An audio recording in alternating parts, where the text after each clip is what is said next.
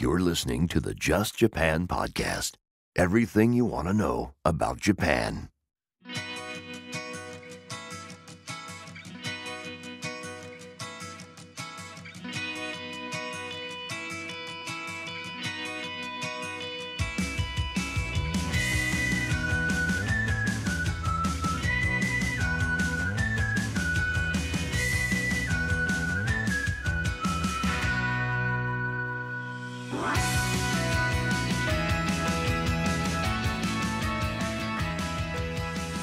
Well, hey there, folks, and welcome to episode number 172 of the Just Japan podcast. Everything you want to know about Japan. My name's Kevin, and I am the host of the Just Japan podcast, a weekly podcast that brings you all things Japan. Each and every week, a different topic comes your way about Japan goodness. And this week, wow, it's pretty cool. It's our first episode about mascots. That's right. If you're interested in Japan, you know that mascots are a big thing. Kawaii, which means cute, is paramount in Japan. People in Japan love cute things, and pretty much any business, government office, corporation, company, organization has a mascot to represent it. And you know what? What's really cool is there is a Twitter feed that has come on the landscape, the Twitterscape, the Twitterverse, not that long ago, called Mondo Mascots. And this Twitter feed has blown up. It is a Twitter feed that is completely designated, or I should say, completely dedicated to Japanese mascots, and it's awesome. I love it. I retweet it all the time, and this Twitter feed has grown in popularity so much in recent months. So this evening on the podcast, we get to talk to the man behind Mondo Mascots, Chris, over at Mondo Mascots. I've heard him on the BBC.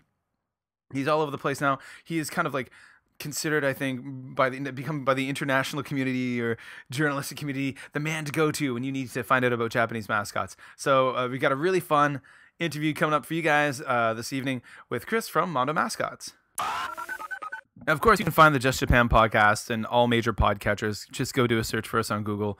We're all over the place, and we're on social media at JlandKev on Twitter and on Instagram. And of course, go to the Facebook page, facebook.com/justjapanstuff. And the main place to go, which is not just about the podcast, but there's also blog posts, a lot of Japan-related content, great photos from Japan. Go to justjapanstuff.com and you can find all kinds of cool stuff there. And one thing I am going to mention, I have not mentioned in months and months and months and months and months, of course, you can support the Just Japan podcast. If you really like the show, over on Patreon, go to patreon.com/justjapanpodcast, and you can help us out with a donation. Go over there and check it out. I actually have not visited that site in many, many months.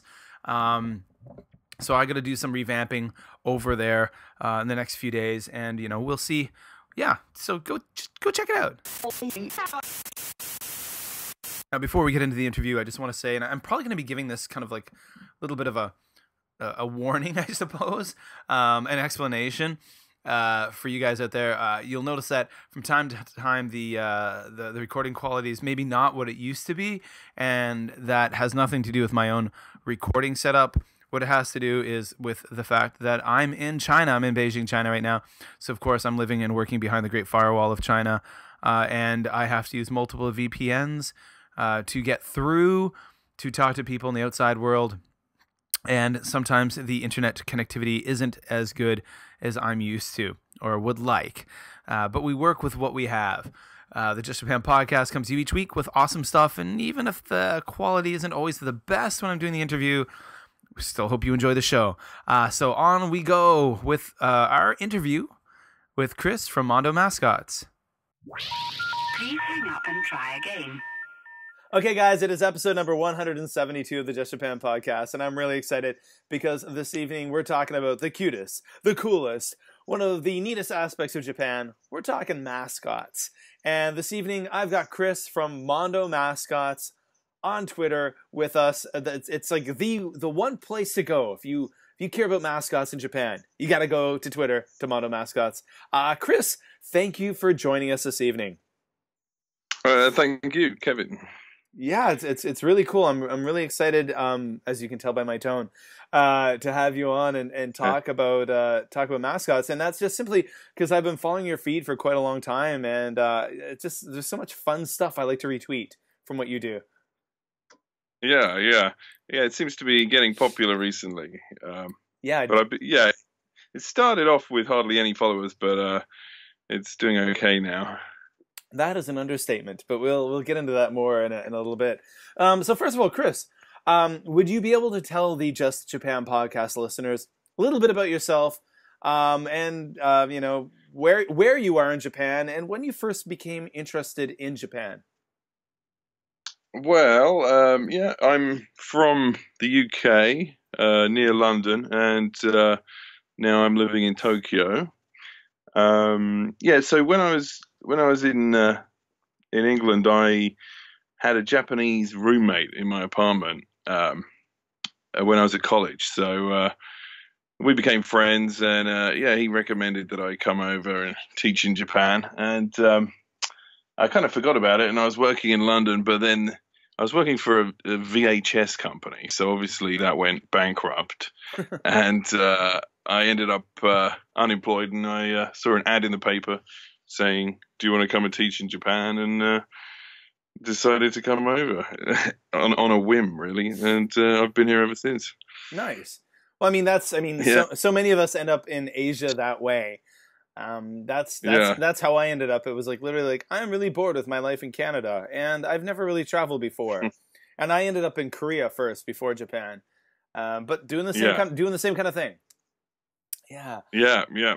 but that was It was pre-Twitter, and that was pre all of that stuff. that Uh, was probably pre-broadband, I think. so I mean, I got the job from the newspaper. okay, wow, okay. I have to admit, well, you know what? Back in the day, I got my job through word of mouth. And there was email. So, I met a guy who was like, I got a job in Korea. How do Yeah, you do that? The recruiter. Can you give me his email address? Okay. Because that was like pre-Google and all that stuff.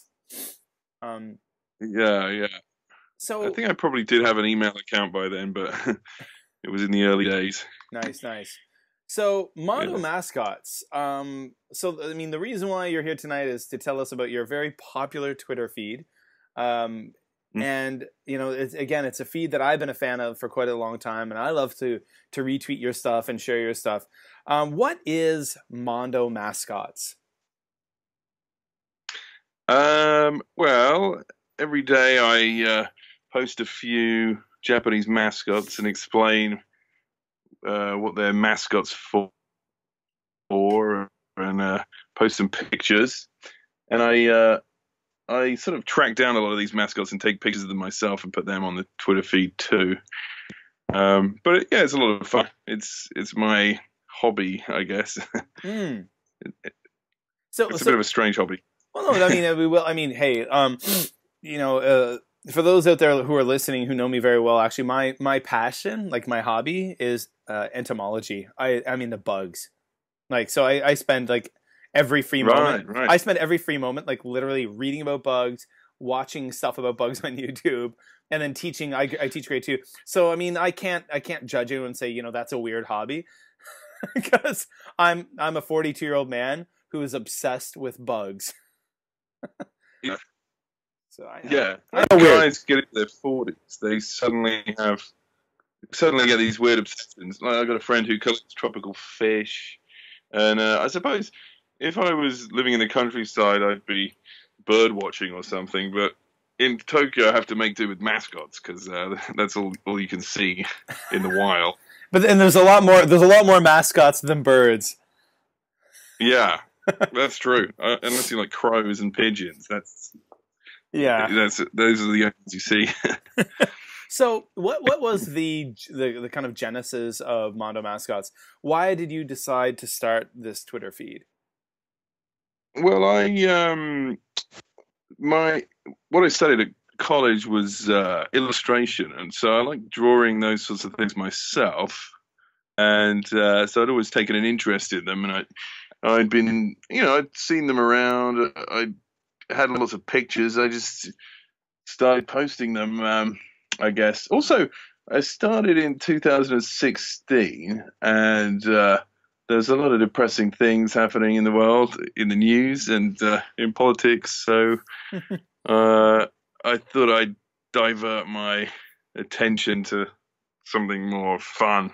I was reading a lot of politics on Twitter, and I just got kind of tired of it and posted these mascots instead. That sounds like a really nice kind of refreshing way to escape the darkness and depressing side of Twitter. Yeah. Yeah. Because actually I have in 2016, late 2016, it did become a dark time for many of us on Twitter with regards to politics. And I have to admit that there's a certain individual who I try to avoid reading anything about. But no matter what I do, it gets flung in my face. Yeah, I think I know who you're talking about. You possibly may know who I'm talking about, but that was just like I stopped reading a lot of stuff about politics at that point. Aside from, like, I'm a Canadian, so I'll read about Canadian politics because that's pretty kind of like, whatever. Well, that's okay. That's okay. In the UK, we got the whole Brexit thing as well, which isn't great. And there were a lot of famous people dying in 2016 too. And 17. Yeah. Yeah, that's true. Yeah. Hopefully, touch wood, no more in 2018. But there was I did find a mascot that looked like Trump, and I posted it on my Twitter feed, and it didn't go down too well. A lot of people were bummed out. They were hoping for an escape from seeing his face. So I haven't done that again. I've decided, actually, I pretty much I even avoid retweeting. I think I feel a certain way, and I will say I'm not pro. But I've decided to I've veered away from posting stuff about that on my Facebook, on my Twitter, all that, because it's just not worth it. And at the end of the day, like, my Twitter feed, the Just Japan podcast, Jland Kev Twitter feed, is just, most people are there because they want to see Japan stuff. And I'm just kind of spraying out a fire hose of Japan photos, stories, and news stories and stuff about Japan. And that's when I throw something in there about how I'm not a fan of an American politician. People are like, we're not here for that. Yeah. Yeah, that's true. Yeah. Yeah. So the Mondo Mascots thing started in 2016. Is that quite late, like November, I think, or December, quite late that year. And I think I'd just been to an event. There's an event, they have it every year, and they have like about 300 mascots all gathered in one field. Okay. And I had a ton of pictures, so I started posting a few of those each day on Twitter, and slowly got a few followers over a few months, and built it from there. Well, for the people that are listening, maybe they're new to the Just Japan podcast. Maybe they're not so familiar with Japan, and Japan is something that's just starting to pique their interest. Can you tell us a little bit about, like, what's the deal with mascots in Japan? Like, why are there so many of them? What's the popularity? What's the thing? What's going on? Yeah, well, I guess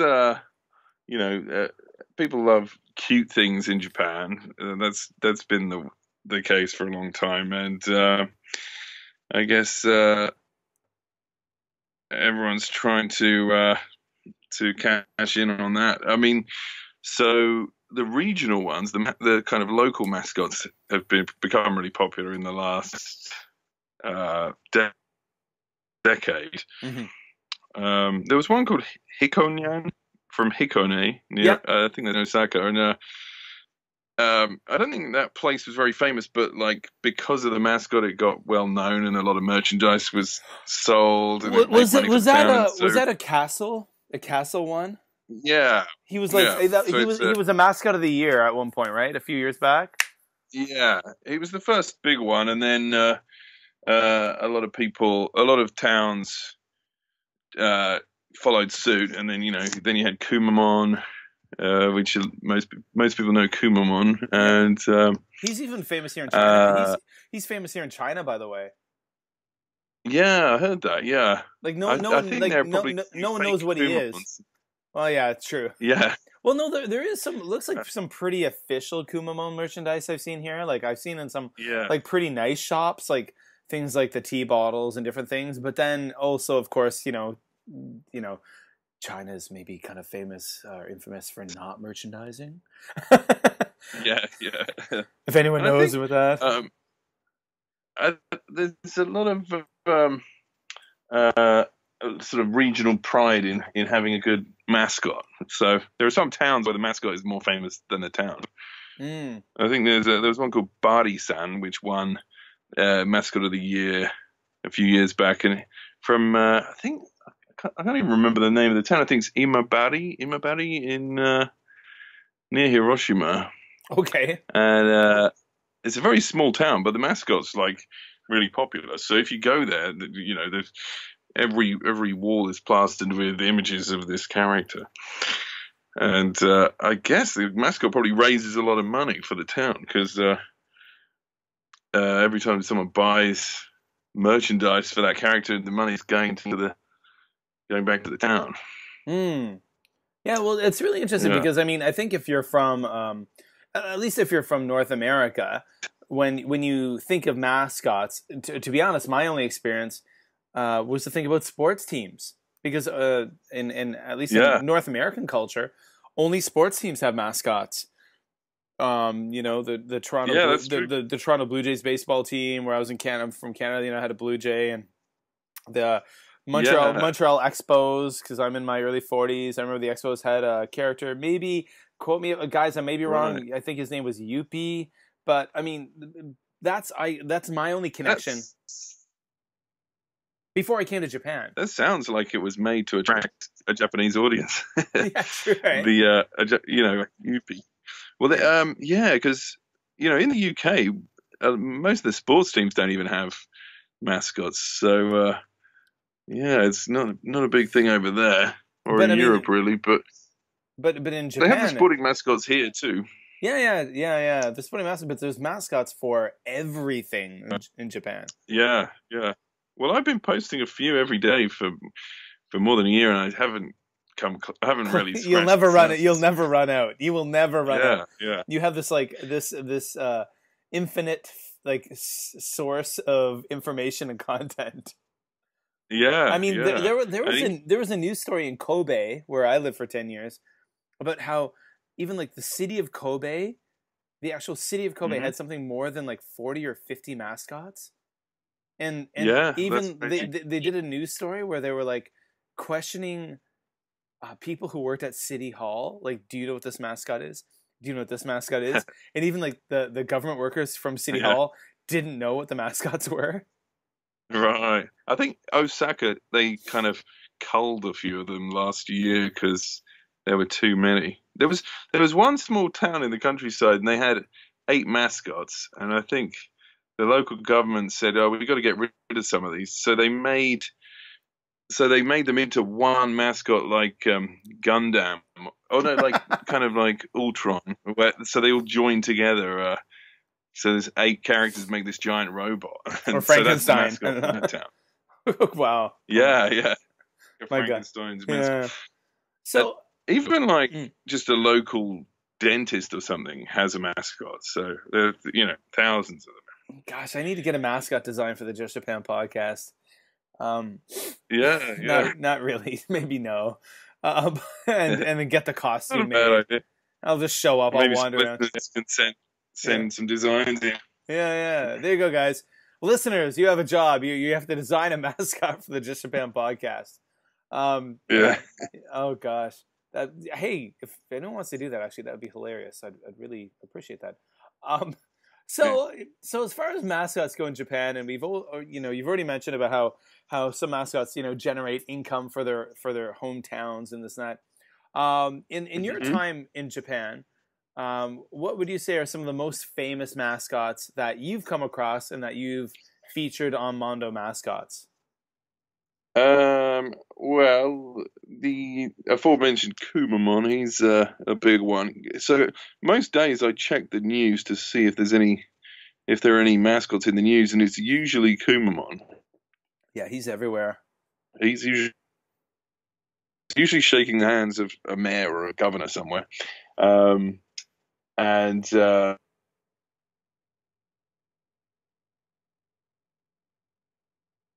a pair, and he's an interesting case because he's an unofficial mascot. So he's a mascot for Funabashi City in Chiba, but it's just a guy made it. Like it's not actually officially sanctioned. So and that's I actually, one of the most popular characters. Yeah. Actually, if you can hold on a moment, like I apologize, just Japan podcast listeners, internet connection not the best. It got a bit choppy there. So you were just talking about, was that Funashi you mentioned? Yeah. Okay, so Funashi he's supposed to be a So pair. He's a pair. Yeah, a pair fairy. Well, I guess, and also it's not even officially a he. It's like it. It's genderless. A genderless, but an unofficial mascot. Yeah, so whoever made it has made a ton of money because it's not going to Funabashi City, but I think the person does kind of employ local people to make the toys and clothes and pencil cases. So, he's still giving back to the community. That's a fun character. Yeah, I have a Funashi necktie. Yeah. Oh wow. And it's like a very straight on, like normal, like navy blue striped necktie, and at the very bottom there's a tiny little Funashi kind of like peeking out of one of the stripes. And it was like when I worked in Japan, I'd be wearing the tie. It was the kind of thing I'd wear this tie all day long, and it was like near the end of the day, like one kid would actually notice it, like, "Oh my god, that's a Funashi!" That's good. I got to get some ties with mascots on. I bet a lot of the characters nobody would recognize. Like people only seem to know their own local ones, or the really big ones, huh? How the famous ones. Yeah. Some of the big ones. So this year the winner of the mascot of the year was Unari-kun, who's a mix of an eel and an aeroplane, and he. I'm sorry, but that mascot's been around for years. Yeah, but I think he was in the first ever contest a decade ago, and so he's. Just for everyone out there listening, if you're just kind of scratching your ears, not just because of the bad internet connection here, guys, but if you're thinking, did he just say a cross between an eel and an airplane? Yeah. So apparently Narita City is famous for eels. That's one of the dishes that's popular there, and airplanes because they've got the airport. The airport itself has its own official character that isn't Unari-kun, and not a lot of people know that character. But I think that's just a case of a mascot that's been around for years and has paid its dues, and it's ready for the big time. So it sounds like you're talking about like a journeyman boxer, or he's fought so many fighters, and he's finally he's ready to make it to the big leagues. Yeah, he's the Rocky of mascots. The Rocky Balboa, the eel airplane hybrid mascot. Yeah. Which actually, interesting enough, a nice segue there. I asked, I sent you some questions before the interview, and I asked you, why do you think people outside of Japan are so fascinated with mascots? Because actually, I've been following your feed for more than a year, and I gotta admit, pretty excited to see you mentioned. Because I'm always scouring all the Japan news stories and news feeds to post on the Just Japan Stuff Facebook page. And back in November, I came across a story on BBC News about what was his name, Unari-kun, or yeah. Unari-kun. And then I saw you mentioned in the article, which, guys, I'm going to post in the show notes at justjapanstuff.com. But it was a BBC article, and they interviewed you or contacted you to ask you about this. Yeah, that was nice. I got someone who follows me on Twitter from the BBC reads my feed, so he asked me about that. I guess I'm one of the few people who regularly writes about mascots. So, well, no, I think you are definitively the go-to guy. Yeah. just because no one else is really. Well, but I mean, at the Um, end of the but day, I mean, hey, guys, for you guys out there listening right now, if you're not Twitter fans, and I know, I mean, a lot of you don't, I know a lot of you who listen to the podcast may use Twitter, but some of you don't. You've gone from, in the last year, I think when I was following you, you had less than 1,000 followers, and when I checked tonight, you've got more than 17,000.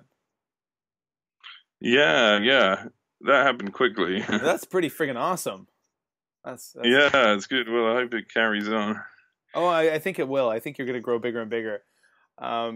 So why do you think people outside of Japan are fascinated by this? Why do you think the BBC want to write a story about Unari-kun?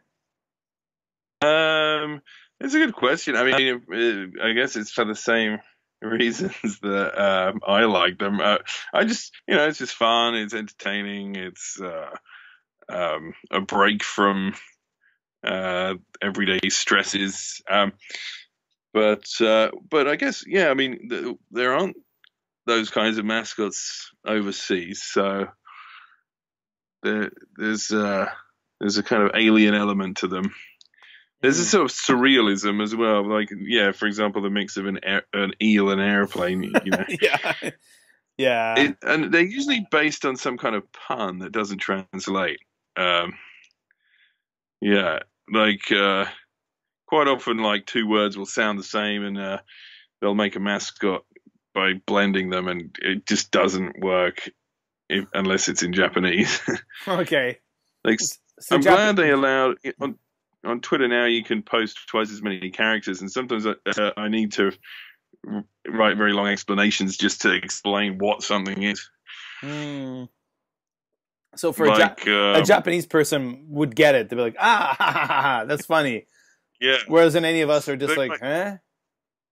Yeah, so it might be the combination of like an animal and a local dish, but then I gotta take me a whole sentence to explain what the local dish is. If I'm like, oh, it's fermented soybean paste with combined with a raccoon dog, or it just sounds really bizarre in English, but it wouldn't sound strange in Japanese. Yeah, I get you. Yeah.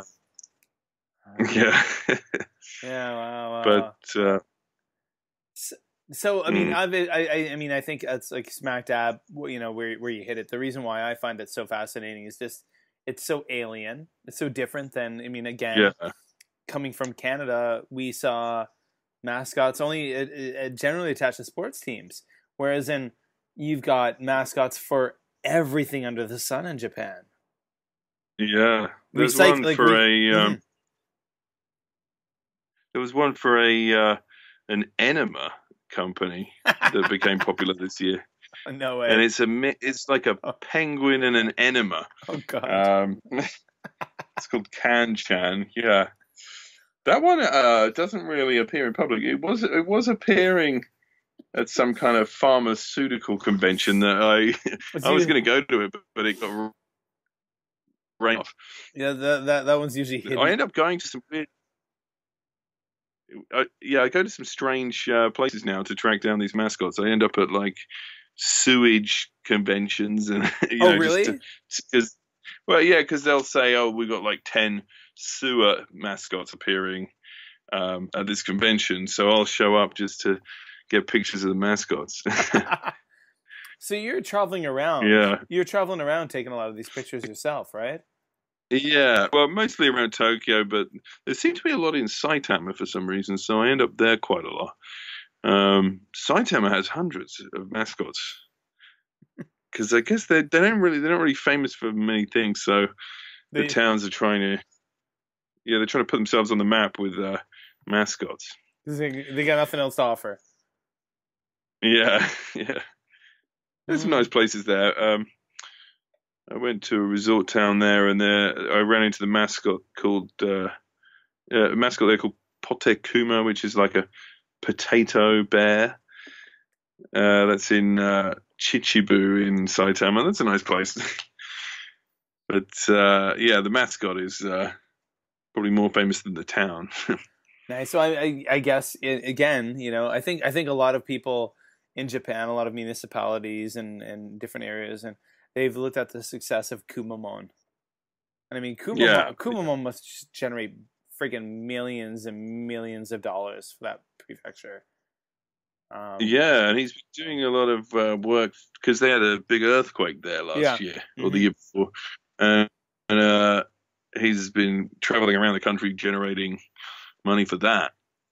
But even before that, right? Like before that earthquake in Kumamoto, yeah. like I mean, he was the one thing. I mean, whenever I go to my local supermarket in Kobe to buy groceries, Yeah. I mean, there would always be the big section with all the vegetables from Kumamoto, and they would have the Kumamon stickers on the wall and a big Kumamon sign hanging in the supermarket. Like, so that's not even like a, hey kids, look at this. It's it's just promoting. That's interesting because he's not even that cute. I mean, usually the cute ones become popular, but he's kind of I guess he's sort of retained some kind of qualities of an actual bear or something. I don't know what it is that makes Kumamon popular.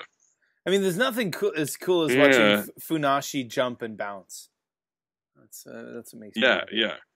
Yeah, whoever's inside Funashi does a great job because he can jump like some athletic a couple prowess. of meters in the air.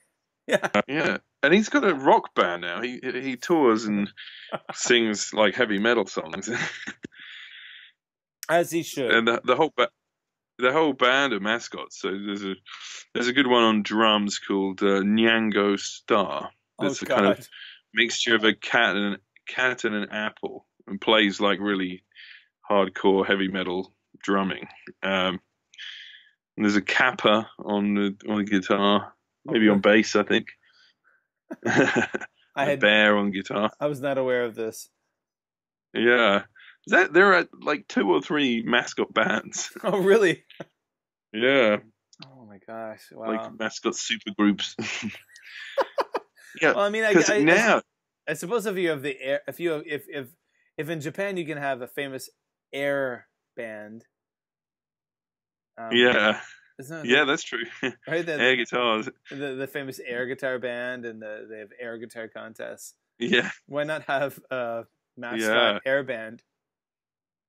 Well, that's what's interesting now is there are so many mascots that they have to do something else to make an impression. So they quite often play guitar or juggle, or they have some kind of novelty about them. There was a new one this year that was a drone. So the mascot was attached to a drone and would fly around the town.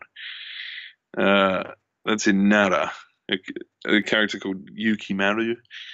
And it's a little puppy that's built around a drone. Okay. Yeah, and there's there are ones that draw portraits. There's one that looks like a kind of coiled turd, basically, and it poops out these, those plastic balls you get in Japan with toys inside. Oh, the gachapon. Like, gachapon, so it poops out those. It poops those out, and you open it up, and it has like omikuji, like a fortune inside. God. Telling you if you're going to be lucky or unlucky. Nice. So they're getting even weird by the year. Yeah. Oh man. I mean,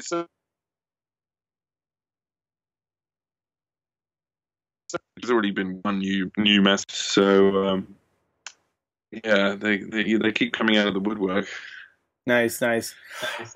Well, okay. I'm curious with regards to Mondo Mascots, the theme you're doing, what you're doing. Your Twitter feed is blowing up in a good way. It's getting bigger and bigger. You've got 17,000 subscribers. Is there another evolution of Mondo Mascots? Is there something you're planning on? Maybe like making a book or a website or a user guide to mascots in Japan? Yeah, well, that would be nice. Yeah, I'd like to put a book together. I have tons of photos, so I might put a photo book together. But I do have a website. Well, I have a blog Tell us about it. All my Yeah, it's just mondomascots.com. Okay.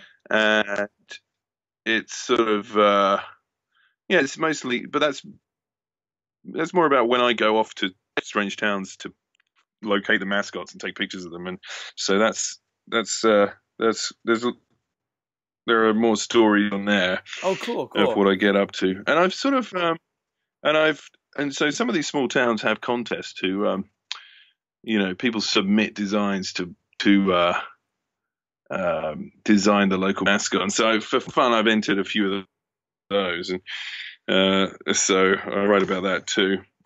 So that would be the ideal thing if one of my designs gets approved for some small town in Japan. Cool. Yeah, So the apex of everything. Yeah, creating your own mascot. Yeah, and I'm on Instagram as well as Mondo Mascots. Okay. And a friend of mine does a good Tumblr called Gotochi Kara, which means the local mascots, and I contribute to that sometimes too. So yeah, but yeah, it'd be nice to take it to another level, whatever that may be. Yeah. I mean, I guess I assume when you started this Twitter feed a little more than a year ago, you weren't expecting to be at 17,000 followers now. No. So yeah, that's taken me by surprise. It's nice though. Yeah, it's gratifying. I mean, for me, it's almost like a little research project. I'm just looking up these mascots, and it also helps me study Japanese, like reading up on these mascots. So yeah, it's just a bit of something fun I do, and so but it's nice that other people are enjoying it too. I assume, yeah, if you're someone who is studying Japanese and learning Japanese, there's probably not a lot of English information out there about them. No. I mean, most of the ones I've posted about don't have any information about them in English. So, and half the time I've got to figure out how to write their names in English. Sometimes I don't even know how it should be spelled, or yeah. So, or sometimes the kanji is hard to work out how you're meant to write it. But yeah. So it's a good way to study. Yeah, for sure. So I don't want to keep you much longer. So if people want to find, so again, you've already mentioned people want to find your stuff online. Obviously, Twitter at Mondo Mascots, online at mondomascots.com. Yep. What was your Instagram again? That's Mondo Mascots as well. Okay. I guess it's at Mondo Mascots. Yeah. And that's about it. And that other the other site the Tumblr one you contribute to, what was that? It's Gotochi Kara, and I'm trying to think of how it's spelled because it's not my site, but it's. I tell you what, later on, just send me the link, and when this episode goes up, I will post it in the show notes at justjapanstuff.com for the episode, and all the links will be in the show notes, so guys can, all you folks listening, you're like, oh my gosh, I can't remember what he said. What did he say? Just go to the show notes for this episode. The links will be there. You can click on it and follow, subscribe, all that jazz. Yeah. So, thank you so much for taking the time to come on the Just Japan podcast. Oh, it's been a lot of fun. Thanks. Yeah, I enjoyed it. Awesome. No, just it's like every week I always say I want to bring on a different aspect of Japan, and this is definitely one I've been itching to get at, because it's just so quirky and so freaking Japanese. yeah, definitely. Yeah. Cool. Awesome. And, yeah. So I'm looking forward to listening to some more of these shows too. So awesome. I'll be tuning in. Awesome. Cool, man. Yeah. Well, thank you so much. And there we go. Now, I want to thank Chris for coming on the Just Japan podcast and sharing with us all that awesome information about the channel. I should say about the Twitter feed itself, about mondomascots.com and all of the cool, fun stuff he's doing. So if you're on Twitter and you haven't already followed Mondo Mascots, go do that now. If you're not on Twitter, go check out mondomascots.com on the interwebs, and you'll be happy you did. Chris, again, thank you so much for coming on the podcast. Now, for you guys out there listening, of course, you can find us on iTunes, on Stitcher, on SoundCloud, on iHeartRadio, just all over the place. On Libsyn.com, of course. You go to justjapanstuff.com, our homepage, the home of the Just Japan podcast, and you can even download this episode, the file, to your computer. Go check it out. Follow me on Twitter at JLandKev, and check out the Facebook page and all that jazz. And of course, go check out patreon.com/JustJapanPodcast. You can support us there as well. So that does it for another week's episode of the podcast. I would love to do a mailbag episode. Not episode, but a mailbag portion of the podcast. So if you have any Japan-related questions for me, go fire them out to me. Fire them over to me over on Twitter or on the Facebook page. Or send me an email at justjapanpodcast@gmail.com. And those are all ways you can reach out to me and contact with me. We got a fun community over there at Just Japan Stuff on Facebook. That's a news feed that's just constantly full of Japan-related content, Japan news, Japan videos. I spend a lot of time surfing around a lot of different newspapers and media sources and websites and stuff, basically compiling a lot of interesting stories, some heavy, some not so heavy, some light and fluffy, about Japan, and sharing them with all of you awesome people. And there's like 3,600 of you over there now, which is so awesome. And over 6,000 of you awesome people are following us on Twitter, which is super cool. I really like that. Get some more people on Instagram. Come over if you use Instagram. Find me at JLandKev, JLandKev. And that's it for another week of the podcast, guys. Hope you enjoyed the interview with Chris from Mondo Mascots. You just can't go wrong with Japanese mascots, guys. They're the best. Da bomb. All right, folks. Well, that's it for another week. I'll be coming back to you very soon. So wherever you are in the world, hope you're happy, hope you're healthy, and I'll be talking to you next week. Oh, yeah, and of course, spread the word about the Just Japan podcast. Tell all your friends. Tell all your friends. All right, guys. See ya.